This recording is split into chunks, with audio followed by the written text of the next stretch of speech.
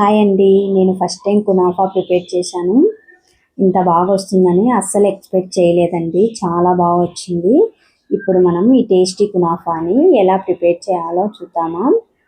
దీనికోసం వచ్చేసి మనము ముందుగా ఈ వర్మిసెల్ సేమియాని తీసుకోవాలండి. ఇది రోస్టెడ్ సేమియా, లేదంటే నార్మల్ సేమియా అయినా తీసుకోవచ్చు, రోస్టెడ్ కాకుండా ఉండేది.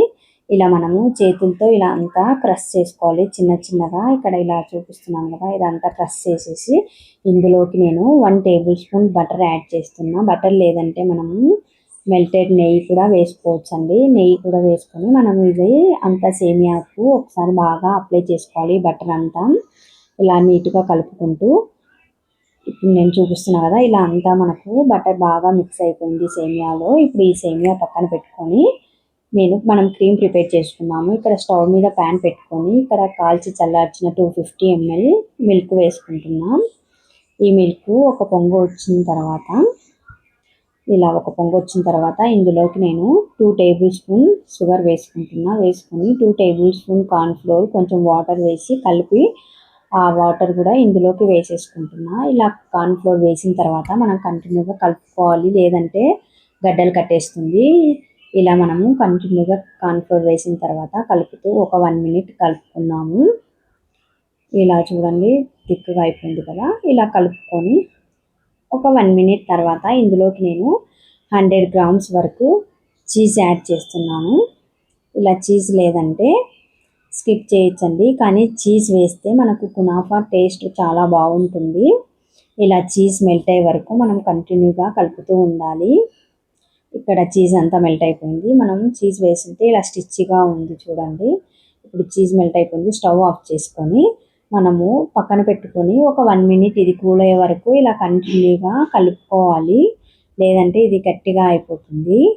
ఇలా కలిపేసి ఇది కూల్ అయిన తర్వాత మన ఈ క్రీమ్ పక్కన పెట్టుకున్నామండి. పక్కన పెట్టుకొని ఇప్పుడు మనం షుగర్ సిరప్ ప్రిపేర్ చేసుకున్నాము. స్టవ్ మీద బౌల్ పెట్టి అందులోకి 1/2 కప్పు వరకు షుగర్ యాడ్ చేసేసి 1/2 కప్పు వాటర్ కూడా వేసుకొని మనం ఈ షుగర్ అంతా మెల్ట్ చేసుకున్నాము. ఇది వచ్చేసి మనకు గులాబ్ జామున్ కోసం మనం ప్రిపేర్ చేసుకుంటాం కదా సిరప్, ఆ కన్సిస్టెన్సీ వస్తే సరిపోతుంది.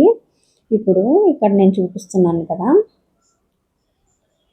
ఇక్కడ స్టిక్కీ కన్సిస్టెన్సీ వచ్చినప్పుడు స్టవ్ ఆఫ్ చేసుకున్నాము.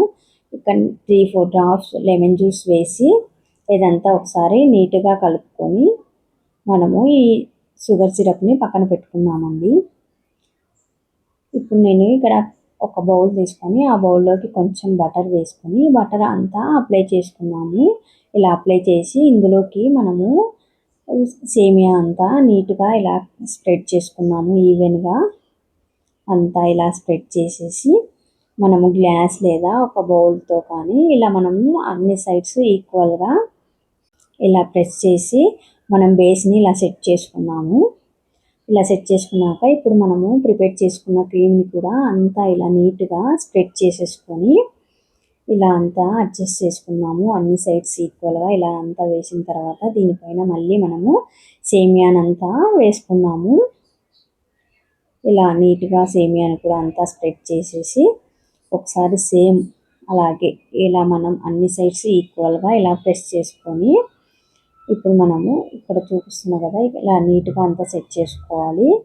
ఇప్పుడు ఒక మందమైన ప్యాన్ స్టవ్ మీద పెట్టుకొని దాని మీద మనం రెడీ చేసిన బౌల్ పెట్టుకొని ఇలా లిడ్ పెట్టేసి ఒక 10 మినిట్స్ లో ఫ్లేమ్లో కుక్ చేసుకుందామండి.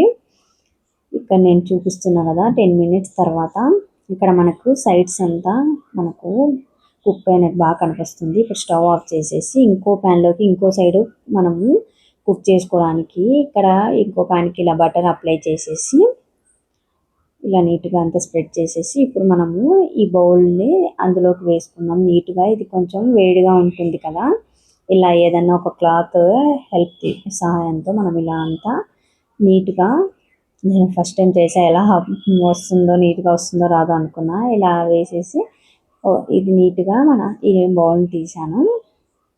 నీట్గా వచ్చేసింది, కేక్ లాగా బాగా వచ్చింది. ఇక్కడ చూడండి, ఇటు సైడ్ బాగా కుక్ అయింది కదా. సేమ్ ఇప్పుడు స్టవ్ మీద ఆ ప్యాన్ మీద ఈ ప్యాన్ పెట్టుకొని లిడ్ పెట్టేసి ఇటు సైడ్ కూడా ఒక 10 మినిట్స్ మనం కుక్ చేసుకున్నాము. ఇది రోస్టెడ్ సేమియా కాబట్టి ఒక 10 మినిట్స్ అయితే సరిపోతుందండి, లేదంటే ఒక 20 మినిట్స్ సరిపోతుంది నాకు కావాలి నార్మల్ సేమియా అయితే. ఇలా 10 మినిట్స్ తర్వాత ఇక్కడ నేను పక్కన పెట్టుకొని ఇది వేడిగా ఉన్నప్పుడే మనము ఇందులోకి షుగర్ సిరప్ అంతా ఈవెన్గా స్ప్రెడ్ చేసుకున్నాము. ఇలా స్ప్రెడ్ చేసుకుంటే మనకు సిరప్ కింది వరకు బాగా మెల్ట్ అయిపోయి కింది వరకు వెళ్తుందండి. చాలా బాగుంటుంది. ఇలా అంతా ఈవెన్గా వేసేసుకొని ఇప్పుడు నేను పిస్తా పలుకుల్ని ఇలా సన్నగా కట్ చేసుకొని ఇలా నీట్గా అంతా నేను గార్నిష్ చేసుకుంటున్నా పిస్తాతో. అంతే అండి, ఎంతో టేస్టీ కునాఫా రెడీ అండి. ఈ వీడియో నచ్చితే ప్లీజ్ లైక్ షేర్ చేయండి.